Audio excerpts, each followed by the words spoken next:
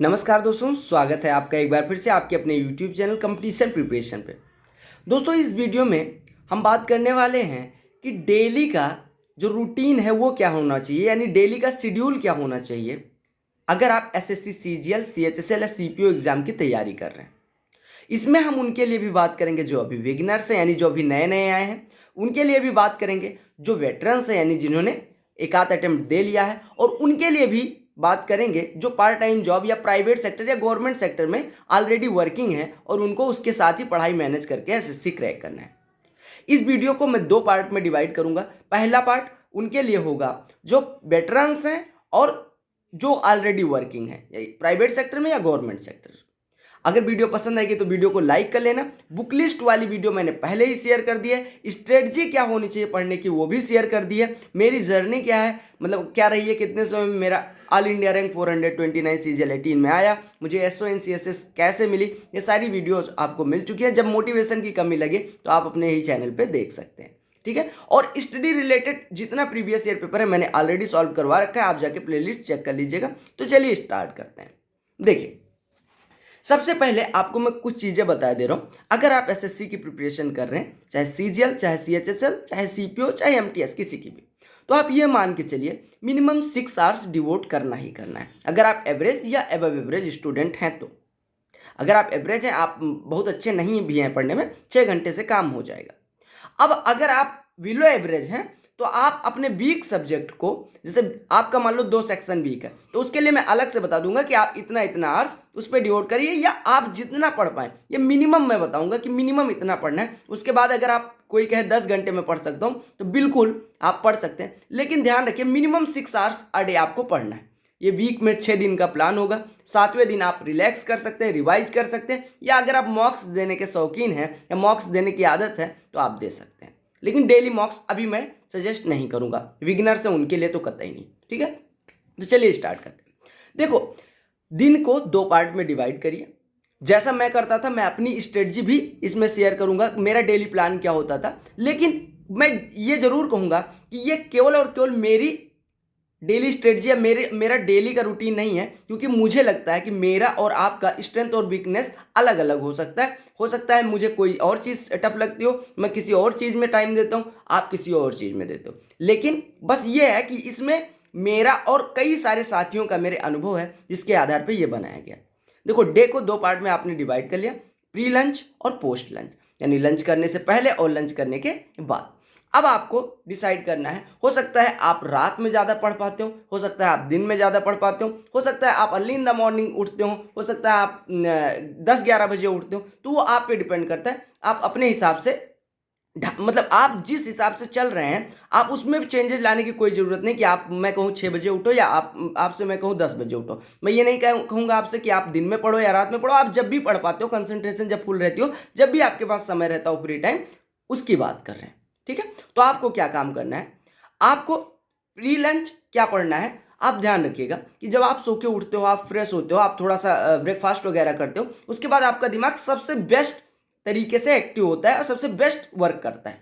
तो आप इसमें वो सब्जेक्ट्स रखिए जिनको मेमोराइज करना है, जिनको याद करना है। ऐसे सब्जेक्ट्स हैं आपके जीके, जीएस, इंग्लिश ओकैब सेक्शन और मैथ्स के कुछ एक फार्मूले जो आपको बार बार भूल जाते हैं।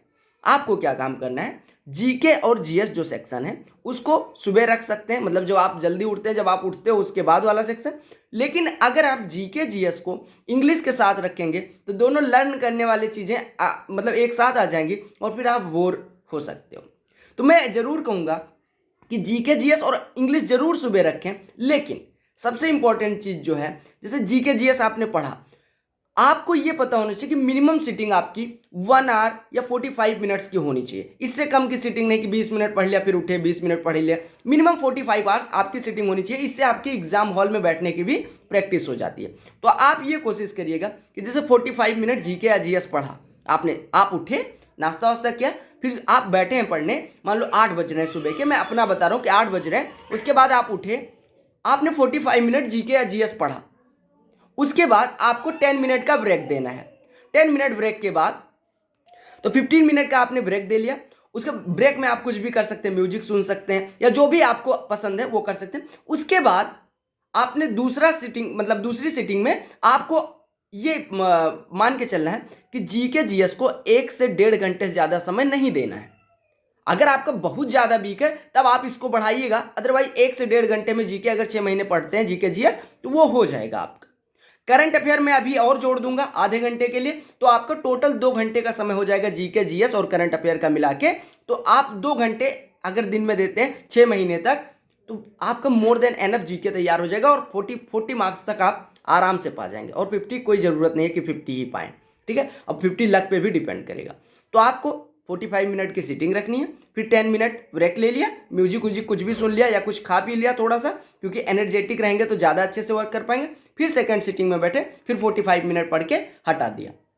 फिर उठते हैं आप, फिर आपको क्या काम करना है, थोड़ा सा अब देखो 10 मिनट का आपने ब्रेक लिया, ब्रेक लेके म्यूजिक व्यूजिक जो भी आप करना है वो करते हैं। उसके बाद में क्या करना है, आप मैथ्स की क्विजेस, जीके की क्विजेस, जो इसकी रीजनिंग की क्विजेज होती हैं, अड्डा, टेक्स्ट बुक, बहुत सारी साइट्स पे, जैसे एक क्रैक्यू, ऐसे करके बहुत सारी साइट्स, बहुत सारे एप्लीकेशंस हैं जहाँ पे आप क्विजेज प्रैक्टिस कर सकते हैं। और क्विजेज जब हम प्रैक्टिस करते हैं तो उससे ना केवल जानकारी बढ़ती है, कई सारे क्वेश्चंस करने का तरीका पता चलता है, एग्जाम में कैसे क्वेश्चंस आते हैं ये पता चलता है, क्वेश्चंस को कैसे आंसर करना है, प्रेशर कैसे हैंडल करना है।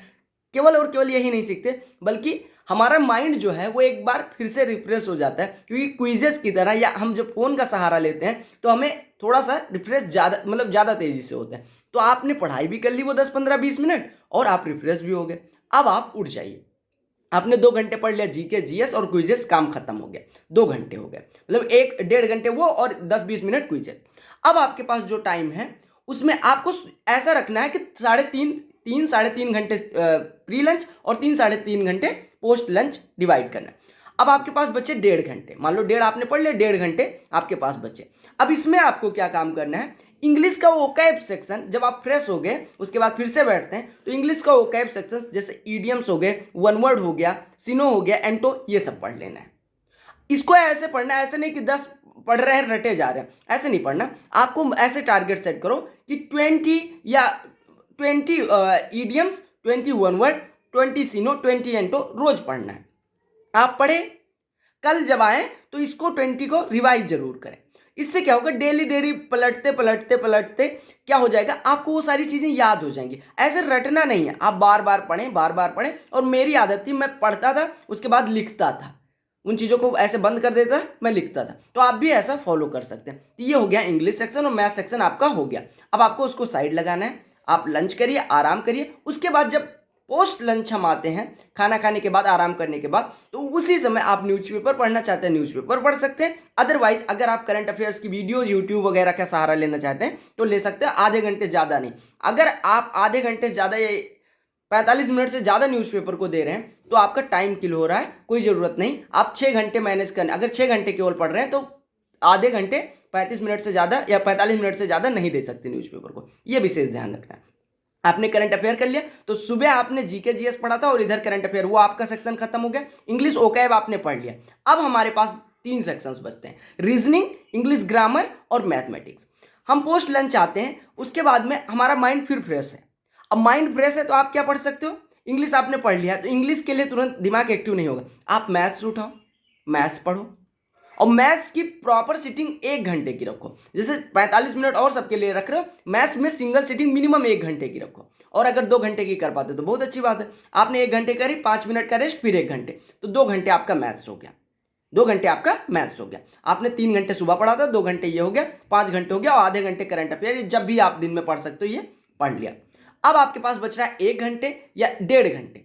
अब आप 1 घंटे, मतलब जो 1.5 घंटे बच रहे हैं उसको 45 मिनट के सेगमेंट में बांटो। 45 मिनट इंग्लिश ग्रामर और प्रैक्टिस, इंग्लिश ग्रामर और प्रीवियस ईयर सेट की प्रैक्टिस, एमबी पब्लिकेशन ने जो भी बुक बताई है उनकी प्रैक्टिस करो, चैप्टर वाइज या जो भी, ग्रामर को पढ़ो और प्रैक्टिस करो, एरर को, सेंटेंस इंप्रूवमेंट को, नरेशन को, ये सारी चीज़ें प्रैक्टिस करो। और जो बाकी का 45 मिनट बचता है उसमें क्या करना है, रीजनिंग के कॉन्सेप्ट जो आपको नहीं आते वो कॉन्सेप्ट सीखो, रीजनिंग के प्रीवियस ईयर सेट से प्रैक्टिस कर लो, क्योंकि रीजनिंग के लिए कोई बुक लेने की जरूरत नहीं। अगर आपने कॉन्सेप्ट एक बार कहीं देख लिया तो आप प्रैक्टिस करते करते आ जाएगा। प्रीवियस ईयर सेट की इसी वजह से मैं कहता हूँ हार्ड कॉपी रखो, वो आपके लिए काफ़ी ज़्यादा बेनिफिशियल होगी। तो ये तो था डेली प्लान, जो आप लोग मतलब नॉर्मल वर्किंग या नॉन वर्किंग जैसे भी हैं, ये वेटरन्स के लिए भी है और आपके मतलब वर्किंग वेटरन्स जो है उनके लिए भी है। लेकिन अब बात करते हैं प्योर जो बिगिनर्स हैं उनके लिए क्या, ये आप समझ गए होंगे, आप अपने हिसाब से इसको मॉडिफाई कर लीजिएगा। अब बात कर लेते हैं हमारे जो बिगिनर्स हैं उनके लिए। देखिए बिगिनर्स जो होते हैं उनको सारी चीज़ें पढ़नी होती है, बहुत बड़ा सिलेबस उनको लगता है। आप ये मान के चलिए जो बिगिनर्स हैं कि भैया सिलेबस बहुत बड़ा नहीं है, बहुत छोटा सा सिलेबस है एसएससी सीजीएल सीएचएसएल यानी एसएससी के एग्जाम्स का, और बहुत छोटे से सिलेबस को अगर आप कई बार पढ़ के खत्म कर लेते हैं तो बहुत अच्छी बात होगी। कुछ चीज़ें आपको छोड़ के ही जानी है, जैसे अब जीके और जीएस का इतना ब्रॉड सिलेबस है तो कुछ भी उसमें पूछ सकता है, लेकिन सारी चीज़ें हम नहीं पढ़ सकते लिमिटेड टाइम में, अदरवाइज 5 साल 7 साल में सिलेक्शन होगा। ठीक है, तो आपको ध्यान रखना है कि अगर आप बिगिनर हैं तो आपको मैथ्स ऐसा मान के चलना है कि आप जो लोग मतलब वर्किंग या नॉन वर्किंग है उनसे 2 घंटे ज़्यादा देना पड़ेगा, क्योंकि आपके पास टाइम भी है, आप बिगिनर है, आप अभी अभी एसएससी के फील्ड में आए तो 2-3 घंटे जितना ज़्यादा आप पढ़ पाएँ उतना पढ़ें, क्योंकि आपको क्लासेस भी करनी है, आपको नए नए कॉन्सेप्ट भी सीखने। वो लोग ऑलरेडी पढ़ रहे थे, आपको क्लासेज वाला टाइम हटा देना है, आपको 6 घंटे सेल्फ स्टडी को डिवोट करना है। तो आपको ये पता होना चाहिए कि आप मान लो मैथ्स पढ़ने बैठे तो मैथ्स की क्लास 2 घंटे की, अब 2 घंटे की जो क्लास में पढ़ा है वो रिवाइज करने में 1-1.5 घंटे लग जाएंगे, वो 3 घंटे हो गए। आपने इंग्लिश पढ़ा 1.5 घंटे की क्लास है, आधे घंटे 45 मिनट उसको रिवाइज करने में लग जाएंगे, 2.5 घंटे वो हो गया। अगर हम बात करें रीजनिंग की, रीजनिंग आपने पढ़ा 1 घंटे 1.5 घंटे की क्लास, आधे घंटे उसको रिवाइज करने में 2 घंटे वो चले गए, और आपका जीके जीएस सेम चीज आपने पढ़ा फिर रिवाइज करने में चले गए। तो ये क्लास के बाद जो आप रिवाइज करेंगे, क्लास को ही रिवाइज करेंगे, उसमें जो समझ आएगा उसको सेल्फ स्टडी मानिएगा। ये नहीं कि क्लास में आपने पढ़ा और वही मान, होमवर्क जो आप कोचिंग में आपके देते हैं या क्लास में जो देते हैं वो करेंगे, वो भी आपका सेल्फ स्टडी में आएगा, ध्यान रखेंगे। अब मैंने कहा था कि अगर आपको कोई सेक्शन वीक है उसके लिए अलग से टाइम डिवोट करना है, तो वो मैं बता दे रहा हूँ, चाहे आप वर्किंग है चाहे नॉन वर्किंग है, ये सबके लिए होगा। मान लो 6 आवर्स उनके लिए है जिनका ऐसा है कि सारी चीज़ें बैलेंस है, मतलब कोई ऐसा नहीं है कि बहुत बिलो लेवल है। अगर आपका कोई सेक्शन बिलो लेवल है, जैसे मेरा था जीके जीएस बिलो लेवल था, तो मुझे क्या करना पड़ता था, जीके जीएस को एक्स्ट्रा टाइम देना पड़ता था। हो सकता है आपके लिए मैथ्स हो, तो मैथ्स को एक्स्ट्रा टाइम देना है, उसमें आप यूट्यूब वीडियोस का सहारा ले रहे हैं, कुछ भी ले रहे हैं, लेकिन वो 2 घंटे का समय, 2-3 घंटे जितना भी समय आप उसको डिवोट कर सकते हैं आप कर लीजिएगा। आप मान लो किसी के 2 सेक्शन वीक है, मान लो इंग्लिश भी वीक है, जीके जीएस भी वीक है, तो आप 1-1.5 घंटे जीके जीएस को एक्स्ट्रा देंगे, 1-1.5 घंटे अंग्रेजी को एक्स्ट्रा देंगे। अब आप कैसे करते हैं वो मुझे नहीं पता, आपको वो 2-3 घंटे एक्स्ट्रा डिवोट करने ही पड़ेंगे, क्योंकि आप और लोगों से उतना पीछे हैं, तो आपको ये चीज़ ध्यान में रखनी पड़ेगी। अब बात कर लेते हैं कि मॉक्स कब से देना स्टार्ट करें। जो वेटरन्स हैं, जो मतलब ऑलरेडी 1-2 अटेम्प्ट दे चुके हैं, या जिनको प्रिपरेशन करते हुए टाइम हो गया, जिन्होंने सिलेबस कंप्लीट कर लिया, उनके लिए मैं बता दे रहा हूँ आपको क्या काम करना है। आप जब भी पढ़ने का ना मन करे, आप मॉक दे लो, प्रीवियस ईयर सेट सॉल्व कर लो, या फिर मॉक दे लो कोई सा, डेली भी दे सकते हो। अगर आपने सिलेबस कंप्लीट कर रखा है तो आप मॉक्स दे सकते हो, और उसमें ये चीज़ पॉइंट आउट करो कि कौन सा एरिया आपका वीक है, वो चीज़ें फिर से रिवाइज कर लो। वो 6 घंटे में वो भी हो जाएगा, मॉक भी हो जाएगा। लेकिन मॉक के टाइम को कभी स्टडी आवर्स में ना जोड़ना, मॉक के एनालिसिस टाइम को जरूर जोड़ सकते हो, लेकिन मॉक का टाइम स्टडी आवर्स में बिल्कुल ना जोड़ना, ठीक है। 6 आवर्स फ्रेश होने चाहिए। मॉक्स अगर एक दे रहे हो, एक मॉक, उसको एनालिसिस करने में 1.5 घंटे 2 घंटे लगते हैं, वो आप स्टडी आवर्स में जोड़ सकते हो, लेकिन जो 1 घंटे आपने मॉक दिया उसको ना जोड़ना, ठीक है। ये अभी मैं इस वजह से बता रहा हूं क्योंकि आपके पास अभी टाइम है, आप जितना हो पाए उतना फ्रेश 6 घंटे खाली पढ़ो, बाकी मॉक्स अलग चीज है। और जो लोग बिगिनर हैं वो लोग क्या काम करेंगे, हफ्ते के 6 दिन पढ़ेंगे, सैटरडे संडे, या जब भी वो मनाते हैं कि इस दिन मुझे मतलब अगर वर्किंग है तो आप देख लीजिएगा कि कब आपकी छुट्टी होती है। मैं संडे मान के चलता हूँ, तो संडे को आपको क्या करना है, संडे को सारी चीज़ें जो आपने वीक में पढ़ी हैं, जो चीज़ें भूलने वाली हैं वो रिवाइज करेंगे और एक मॉक देंगे। चाहे आप पहली बार तैयारी करना शुरू कर रहे हैं, अभी आज से शुरू कर रहे हैं, तो भी नेक्स्ट संडे जो आएगा उसको आप मॉक देंगे। मैं इस वजह से बता रहा हूँ क्योंकि मॉक देने की आदत होती है, तो आपको जब लास्ट टाइम में मैं बताऊंगा कि 10 मॉक 5 मॉक 3 दिन में देने हैं या 2 दिन में देने हैं, तो आपको दिक्कत नहीं होगी और फिर बहुत ज़्यादा फायदा होगा। मॉक देने की आदत, सीटिंग आदत, ये सारी चीज़ें मॉक से आपकी लग जाएंगी। स्पीड की प्रॉब्लम नहीं आएगी अगर आप मॉक शुरू से देते रहेंगे तो, ठीक है। तो आपको ये भी ध्यान रखना है कि मॉक देना शुरू कर देना है, वीक में एक, अगर आप चाहें तो 2 वीक में एक कर सकते हैं, लेकिन ये नहीं कि मॉक बिल्कुल दिया ही नहीं, केवल 6 महीने तक पढ़ते ही रहे। मॉक देते रहना, क्योंकि आपको ये पता चलते रहना चाहिए कि आप जो पढ़ रहे हैं वो सही है या गलत ट्रैक पे तो नहीं है। तो ये था स्ट्रेटजी, मतलब ये था डेली का स्टडी शेड्यूल। अब मैं थोड़ा सा आपको लास्ट में ये जरूर बताऊंगा कि जो बिगिनर्स हैं यानी जो अभी शुरुआत कर रहे हैं, वो 7 to 8 आवर्स अगर दे रहे हैं तो बहुत अच्छी बात है। 7 to 8 आवर्स अगर वो डेडिकेशन से पढ़ रहे हैं, फुल डेडिकेशन से, तो बहुत अच्छी बात है कोचिंग को हटा के, क्योंकि आपके पास टाइम है। आप जितना शुरुआत के दिनों में दे सकते हैं टाइम, उतना बाद में नहीं दे पाएंगे। जब एक बार वही चीज़ें पढ़ लेंगे उतना इंटरेस्ट ही बाद में नहीं जाएगा। इसी वजह से फर्स्ट गो में ही इतना अच्छे से पढ़ लीजिए कि सेकेंड गो बस रिवाइज करना रहे। और जो लोग समझते हैं कि जैसे मैंने कल पढ़ा और आज वो चीज़ रिवाइज नहीं करोगे तो पढ़ने का कोई फायदा नहीं हुआ। आपने कल कोई चीज़ पढ़ी, जैसे मैंने बताया कि पहले दिन आपने 6 घंटे पढ़ा, ठीक है, अगले दिन जब पढ़ने जाएंगे तो जो चीज़ें भूलने वाली थी वो चीज़ें उठा के मुश्किल से आधे घंटे लगेंगे, एक नज़र फेर दो सब पे, तो आधे घंटे में 6 घंटे की चीज़ें रिकॉल कर लोगे आप। ऐसे पलट के बुक से पढ़ा था, नोट से पढ़ा था, अंडरलाइन करके पढ़ा था, जैसे भी पढ़ा था वहाँ से आप क्या कहते हैं रिवाइज कर लो। और मैं एक बार फिर से कहूँगा कि जैसे जीके और जीएस का जो भी पढ़ते जा रहे हो, मान लो किसी बुक से पढ़ रहे हो, तो इंपॉर्टेंट टॉपिक्स जो हैं उसको नोट करते रहो। कहीं डायरी में एक सेक्शन की अलग अलग डायरी बना लो, जैसे मैथ्स, रीजनिंग, इंग्लिश और जीके जीएस, तो आप उसमें लिखते रहो। ऐसा नहीं कि एग्जाम टाइम जैसे कोई अच्छा क्वेश्चन, अच्छा फार्मूला मिल रहा है तो उसको उसमें नोट कर लो, ताकि कल क्या रिवाइज करना है ये आपके लिए समय अगर आपके पास नोट्स रहेगा तो समय भी सेव होगा अगले दिन रिवाइज करने में, और जब एग्जाम आएगा तब भी रिवाइज करने में आसानी होगी।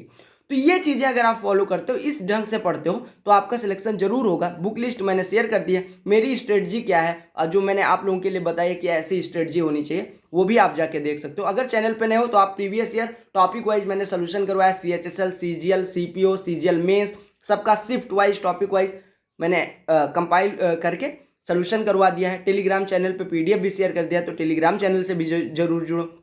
और अगर आपका अभी भी कोई डाउट है तो इंस्टाग्राम पे मुझे मैसेज कर सकते हो, इंस्टाग्राम ID आपको दिख भी रही होगी। और मिलते हैं बहुत जल्द कोई नई एजुकेशनल वीडियो के साथ, जिसमें हम कोई टॉपिक करेंगे। आप बताइएगा कि आपको और क्या जानना है, उस पर वीडियो जरूर आएगी। Bye bye.